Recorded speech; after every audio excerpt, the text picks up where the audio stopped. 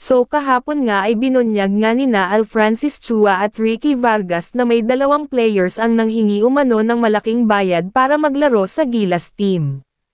Tila ba halos hinihingi na daw nito ang buwan, kaya hindi nila ito kinuha sa team dahil halos mas malaki pa sa naturalized player ang hinihingi nitong bayad. Well, duda ng mga fans ay posibleng si Mikey Williams ang tinukoy nina Alfrancis Chua at Vargas. Kung matatandaan noong nakaraan ay gustong-gusto umano ni Coach Tim Cone na kunin ang serbisyo ni Mikey Williams. Well, kung talent lang ang pag-uusapan ay isa nga siya sa mga best player na gustong kunin para sa Gilas Pilipinas, kaya pala maraming nagtaka kung bakit hindi napabilang si Mikey Williams sa Gilas Pilipinas. Well, kung sakaling totoo man na si Williams ang ipinunto nila Chua at Vargas ay hindi natin masisi si Coach Tim Cone kung bakit hindi kabilang si Mikey Williams. Well, sa side naman ni Mikey hindi rin naman masisi si Williams dahil hindi basta-basta ang kanyang talento na pinakita sa ating Philippine basketball. Hindi lang ito ang unang beses na nagdemand ng malaking halaga si Williams.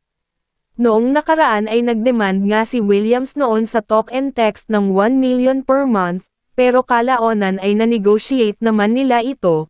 May parinag naman si Sir Snow Badua na isa pang pagkakamali sa player na ito ay haantong ito sa silent ban, hindi pinanto ni Snow Badua kung sino ang player na ito. Sa clone na pinost ni Sir Snow Badua ay may nakalagay na Star Ingo at Perez Cherez. Pero kung mapunta ka sa clone na ito ay may kanta ito na may pamagat na Mike Will, malinaw pa sa sikat ng araw na si Mikey Williams ang pinanto ni Sir Snow Badua. Silent ban ibig sabihin lang mga idol ay unti-unti itong mawawala sa liga, kung wala ng team ang kukuha sa kanya maari itong ikasira ng karera ng player na ito. Kahit nga sina Junmar Fajardo at Brownlee ay hindi humingi ng sahod, basta ang kanila lang ay magpresenta nila ang bansang Pilipinas. Malakas na player naman talaga itong si Mikey Williams pero kung ganitong pag-uugali ang ipapakita ni Williams sa basketball ng Pilipinas ay posible itong ikakasira ng kanyang pangalan. Ay maraming revelasyon ang inilabas si Sir Ricky Vargas sa mga players. Unang nagsalita si Alfrancis Chua.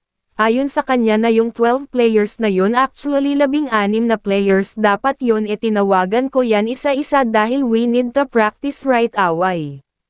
Ni isang player doon walang tinanong na kung magkano ang bayad at kung magkano ba ang allowance, pero may pinanto si Ricky Vargas na may dalawang players ang hindi kinonsidered ni na Coach Tim at Alfrancis Chua dahil sa laki ng hinihinging bayad. Ayon kay Vargas na meron umano siyang nakausap sa phone at merong silang player na kinausap na gusto nilang palaruin sa Gilas. Ayon sa naturang players na yes I love the country I would play for the team and then he said talk to my manager, pero agad naman silang kinausap ng manager na he will play as long as you pay him, agad namang tumogan sina Coach Tim at Alfrancis Chua na willing silang suportahan and we need this player badly. Pero hindi nila kaya ang sahod na hiningi ng naturang manager. Ayon kay Coach Tim at Chua na parang hiningi na niya ang buwan, at sinira na nito ang team mas malaki pa umano ang hiningi ng manager kaysa sahod na binigay nila sa naturalized player, hindi inilabas ni Vargas ang identity ng naturang player, yung isang player naman na kinausap nila ay humingi din ng malaking halaga. Pinuri naman ni Alfrancis Chua ang mga Gilas players, na handang maglaro para sa bayan at hindi agad ng demand ng malaking halaga, hindi naman pinangalanan ni Ricky Vargas ang naturang player. Go. Yung 12 players na yon, actually 16, yung 4 pa na nawala, no? Tinawagan ko yan isa-isa dahil we need to practice right away because we got 12 days, right? Ni isang player doon, walang sinanong sa akin, magkano bayad sa amin? Magkano allowance? Magkano? Wala. That's the good thing. They're playing in the PBA, nag-sacrifice. The quickest way dati sinasabi namin is to withdraw. Sa kanila lalaban kami. Walang hiningi. Wala. Ni Cinco, even sa hotel, no, di ka na even ask. Sabi ko, kahit mag-room service kayo, sagot yan, libre yan lahat. Sila, wala. Normal lahat. They didn't ask. Bigyan mo ng bonus, bigyan mo, they don't. Kaya bilib na bilib ako. Kami nila chairman, di ba? Yung sinasabi ni vice chairman na pag gusto namin kunin yung iba, ang unang tanong sa amin, magkano? Di ba? Kaya sabi ko, huwag na. Hindi natin kailangan yan. We're just gonna play. You know, that's why we're so proud of these players. Even Brownlee, even Kwame. Wala silang hiningi. They just want to win. May I answer that? Yes, sir. They were players of teams, right? Yes. So they have monthly pays. Yes. They continue to get those monthly pay, whether they played or they don't play. That's I think what is meant. They continue to get the monthly pay, Understood. supported by each. Other than that, there was not a single centavo that was Wow. given. Now let me also tell you a story, because I was on the phone.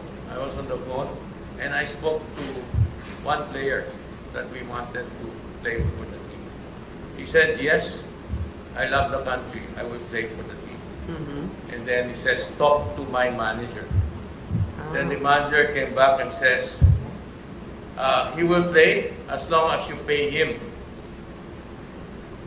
Then I went to Al Francis and to Tim. I said, "No, we're willing to support you. We're willing to bring this player in. We need this player badly, but this is the amount of money he wants." And then Tim and Al Francis said, "No, he's asking for the moon. It's going to destroy the team. That's amount of money he's asking for is even greater than what we pay for in our own naturalized player." Sir, sino yung player? Kay Willie Marcial. I'd rather not say I that, understand. but he was not the only one. Oh. There was another one that we also asked and was also asking, and Al Francis said flat no. And it was a battle cry for us. We will play because you truly love to play, and you came here because you wanted to play. We're not forcing you. So that was our first statement to everybody in that room. You're here because you want to play. If we're forcing you to play, you can leave the room. And it was made very clear by Al Francis. Everybody wanted to play, including those 4 players who practiced and later on we said could no longer play, no, because they were not in the list. They were literally crying because they wanted to play.